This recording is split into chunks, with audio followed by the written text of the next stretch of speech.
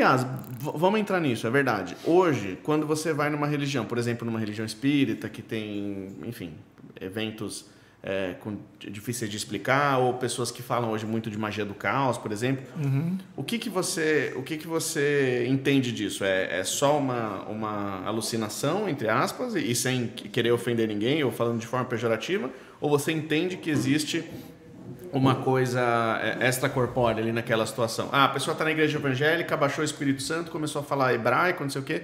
O que você acha que está acontecendo ali? Bom, eu vou dar a minha experiência, né, sobre essas coisas, porque é um assunto meio complicado de falar, porque, né, vai de cada um, né? Porque como eu falei, eu espero que o pessoal que esteja assistindo saiba que a gente está falando de relaxando aqui agora. Então, quando eu era mais moleque, eu via coisas, né? Eu via coisas no meu quarto, via pessoas, né? Eu era um pouco esquizofrênico, assim. E tinha muita paralisia do sono, então eu acordava no meio da madrugada com pessoa no meu quarto e eu ficava apavorado. Nosso pai tem essa parada. Eu ficava apavorado. E aí, como eu era uma pessoa evangélica na época, então o que eu pensava? Tá repreendido. Fantasma, demônio, qualquer coisa, né? E aí, conforme foi passando o tempo, eu fui lendo e entendendo mais sobre esse distúrbio, descobri a paralisia do sono e eu vi que todos os sintomas batiam com o que eu estava passando. Tá. Aí eu falei, mano, faz sentido. Tá. Entendeu? Então eu comecei a associar isso mais com coisas psicológicas. E eu conheci pessoas que têm distúrbios psicológicos fortes, assim, esquizofrenia e tal, que vê coisas assim que você fala, mano, a pessoa está falando de um jeito que é uma verdade para ela, aquilo. Então eu entendo muito sobre as questões espirituais, até de surto coletivo, de várias pessoas verem a mesma coisa. Eu já vi relatos de alucinações coletivas. É isso, eu tô ligado. Que tipo, já ouviu falar daquela...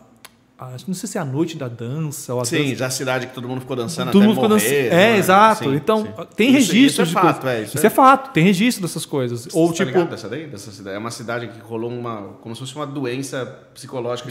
Dançar até exaurir. E teve também, acho que no México, que teve uma menina que tinha morrido recentemente numa escola. E aí ela foi enterrada, passou um tempo, e um dos alunos da escola pensou em ter visto ela, ouviu, né, teve alguma situação, viu ela em algum lugar, entrou em êxtase, ficou desesperado, e isso infectou outras pessoas, e todo mundo ficou histérico. Okay. Entendeu? Então, eu acredito que a mente humana é muito forte, sabe? Por que hoje eu não tenho religião, né? Quando eu me interessei em entender o cristianismo, eu fui atrás do que ele se baseia, o que é a fundação, né? O que é o fundamental da religião cristã. E eu descobri... Oi, cachorrinho. E eu descobri que, por exemplo, a história da Arca de Noé é uma adaptação de uma história... agora qual é o nome deles? Dos babilônios. Tinha uma história dos babilônios que era a mesma coisa. Era um profeta, que construiu uma arca para salvar animais que iam morrer por causa que Deus ia castigar os humanos. E tem, dentro dos textos sumérios, um personagem, para os sumérios era um deus, uma coisa que ele era a salvação, ele seria julgado, morrer e voltar depois de 3 dias. Entendeu? Então eu pensei, caramba! E veio antes, muito antes das escrituras sagradas. Então eu pensei... Veio antes das escrituras sagradas, mas na localização cronológica é diferente também ou não? Ou porque de repente eles podem estar se referindo a Jesus também?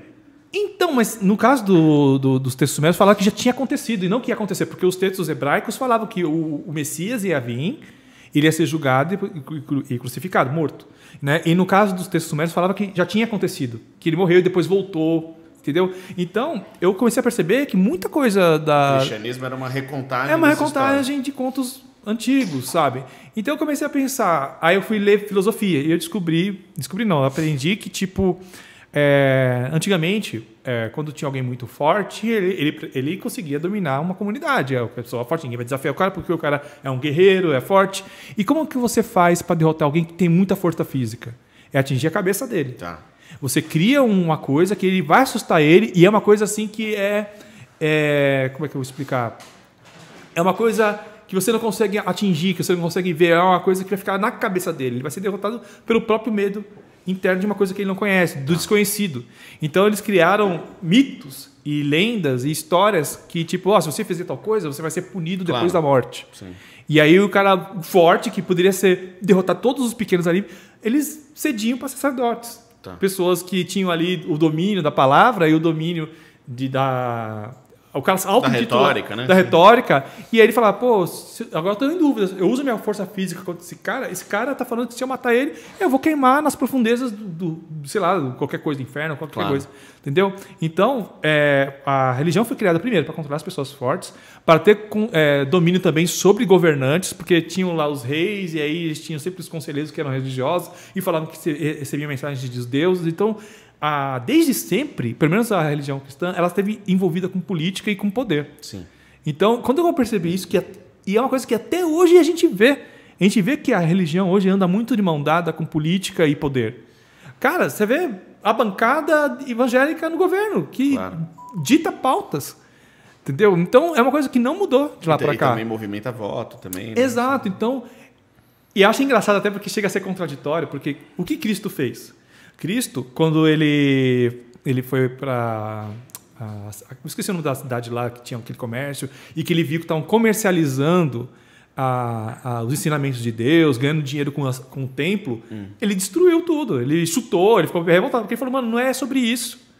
Sabe? Vocês estão comercializando, vocês estão transformando a coisa numa ferramenta de poder, e não é. É uma ferramenta de transformação. Tá. Entendeu?